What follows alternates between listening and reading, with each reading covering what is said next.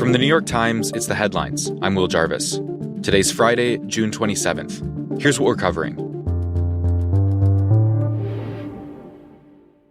Thank you all for being here to support one of the most important pieces of legislation in the history of our country. President Trump is trying to rally support for his sprawling domestic policy agenda, even as Republicans on Capitol Hill are scrambling to salvage some of its key provisions. It's so important. So if you can, call your senators, call your congressmen. We have to get the vote. As drafted, the so-called Big Beautiful Bill would extend tax cuts from President Trump's first term and make deep reductions to public services like food benefits and health care, among many other policy changes. The House signed off on its version of the legislation last month. Now it's in the Senate's hands, and the president has given GOP lawmakers a July 4th deadline to pass it. We are in potentially the messiest possible place that this bill could be in right now in the Senate. Most of the major elements of this legislation, the cuts to food assistance programs, the cuts to Medicaid, they're still up in the air right now. My colleague Katie Edmondson covers Congress. She says that the bill has hit major roadblocks, in part because of the wonky process the GOP is using to avoid a Democratic filibuster and get it to the president's desk. It means that before the Senate can pass the bill, the parliamentarian who enforces the chamber's rules has to confirm that the policies in it meet certain budget requirements. She's already found that a number of them don't.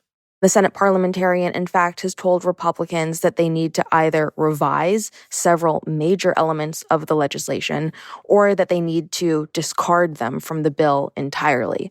That includes some of the cuts to Medicaid. And so right now, Senate Republicans are looking to try to make edits to some of those provisions to be able to include them in this legislation. At the same time, a trend that we've been seeing play out across the nation really is that a number of these Republican senators have been hearing from constituents who are deeply concerned about the impact that some of these cuts to popular programs like Medicaid, like SNAP or food stamps might have. And they have a very short amount of time to figure it out in. But I do think the bottom line here is that they are feeling enormous pressure to deliver the tax cuts that President Trump has promised. The prevailing wisdom here on the Hill is that they are going to be able to pass something, and soon. Katie says that party leaders hope to vote on the bill as soon as this weekend. The Senate Majority Leader John Thune said there were what he called speed bumps along the way, but that, quote, "We're moving forward."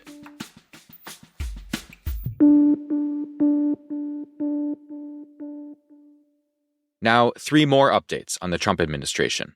So we have 5 yes votes, 1 no vote, and 1 abstain. Yesterday, a federal vaccine advisory panel, appointed by Health Secretary Robert F. Kennedy Jr., voted to walk back its long-standing recommendation for a flu vaccine that contains an ingredient the anti-vax movement has falsely linked to autism. Dozens of studies have shown the chemical, thimerosal, which is used in only a small subset of vaccines, to be harmless, but the group voted against recommending it. The vote signaled a significant shift in how the government approaches vaccines as it starts to act on Kennedy's skepticism about their safety. He had previously fired all 17 members of the panel and named 8 new ones, half of whom have publicly questioned vaccines. Also, the Times has learned about a new front in the Trump administration's crackdown on American universities.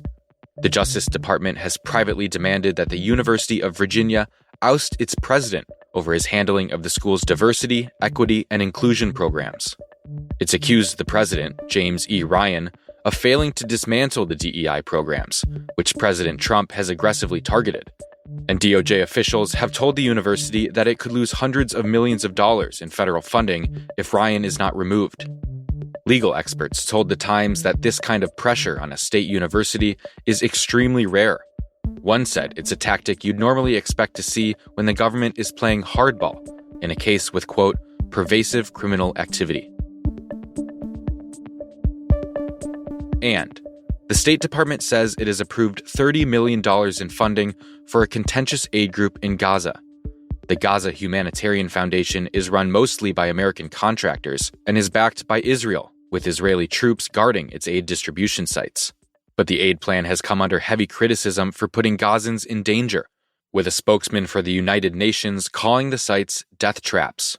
In the past month, hundreds of people have been killed while they gathered to collect food, according to the Gaza Health Ministry, and witnesses have reported Israeli troops opening fire near the sites.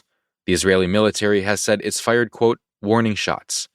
There's still widespread hunger in Gaza. According to the UN, most families survive on just one meal a day.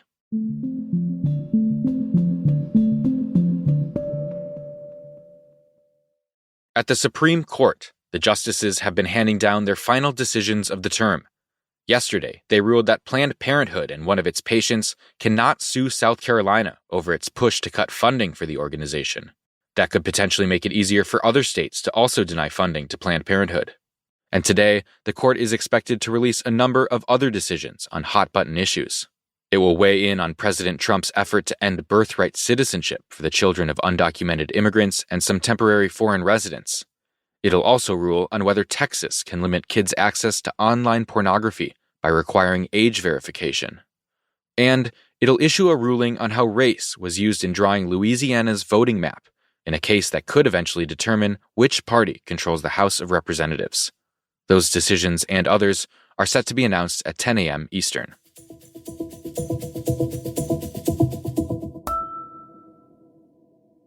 And finally, 2 scientific studies published this week are adding to a growing body of evidence that human activity is driving the evolution of some wild animals.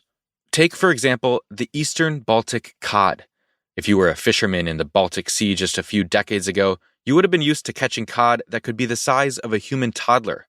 But today, a typical fish is so much smaller it would fit in your cupped hands, according to a new study published in the journal Science Advances. Researchers found that intense fishing in the region seems to have contributed to the change in cod size, not because all the big cod were caught, but because the smaller ones had a survival advantage. They could slip out of fishing nets, and over time, the genes of the fish actually shifted to help the species stay alive. Meanwhile, at the Field Museum in Chicago, scientists found another case of human-driven adaptation in rodents. Researchers looked at about a century's worth of chipmunk specimens and discovered that as the city grew, the animals' teeth got shorter. All that human food and trash in the city might have meant there was less need for robust teeth to pierce into nuts and seeds.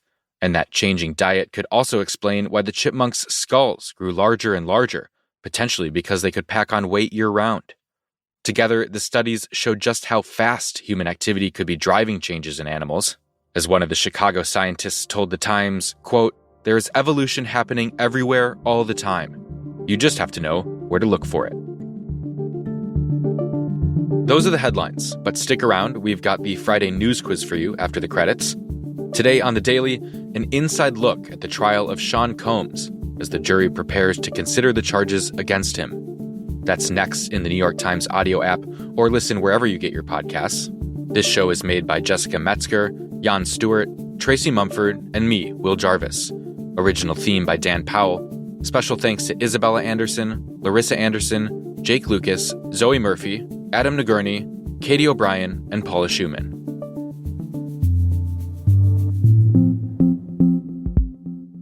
Now for the quiz. We've got questions about 3 stories the Times has covered this week. Can you answer them all? First up. We assess that the American strikes on Iran's nuclear facilities has set back Iran's ability to develop nuclear weapons for many years to come. President Trump faced questions this week over how much damage the U.S. has inflicted on Iran's nuclear program. Trump has repeatedly claimed it was very high, using one particular word over and over again to describe the destruction. Take a listen. That word is going to be bleeped out. You tell us what it is. The original word that I use, I guess it got us in trouble because it's a strong word. It was, and you'll see that, and it's going to come out. Israel. The word is obliteration. And I was told that they said it was total obliteration. You know, they have guys. So far, U.S. intelligence assessments have confirmed substantial damage to the nuclear sites, but have not used language that strong.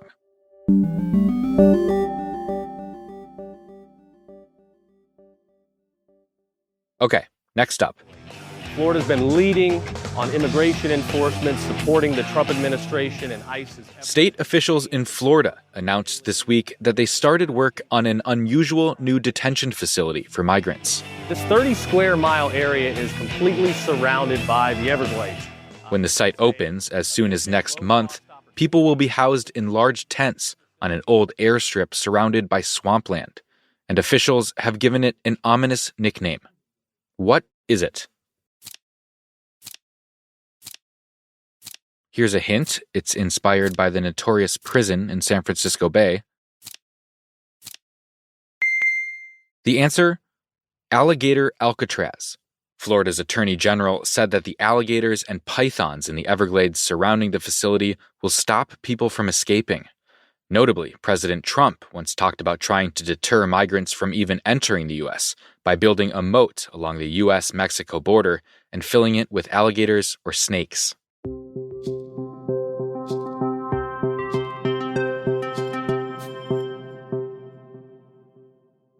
Okay, last question. We told you earlier this week about the Times list of the 100 best films of the 21st century. Today, the top 20 came out. We're going to play a clip from the top 3 movies on that list. You have to identify each film. Let's start at number 3. My straw reaches across the room and starts to drink your milkshake. I drink your milkshake. That's Daniel Day-Lewis starring in I drink it up. There Will Be Blood from 2007 with that unforgettable final scene. Next up, the number 2 film on the Times list. This one's a bit tougher. I can see him through the wall. I can see his face. I hope that I never see that face ever outside of a dream. If you need a hint, the director was David Lynch. Okay. And the movie is Mulholland Drive from 2001. 6980 Mulholland Drive. Lynch originally wrote and filmed part of it as a pilot for a TV show. When ABC turned it down, he made it into a feature film instead. Now, for the best film of the last 25 years, at least according to the directors, actors, and other Hollywood insiders the Times polled. 사모님이 뭐랄까. 풀타임으로 수업 어떻게 하시는지. Is it okay with you? A hint on this one, in 2020, it became the first movie not in English to win Best Picture at the Academy Awards. The answer? Parasite by South Korean director Bong Joon-ho. Another one of his films, Memories of Murder, was also on the list. You can see the full ranking at nytimes.com. All right, that is it for the news quiz. The headlines will be back on Monday with Tracy Mumford.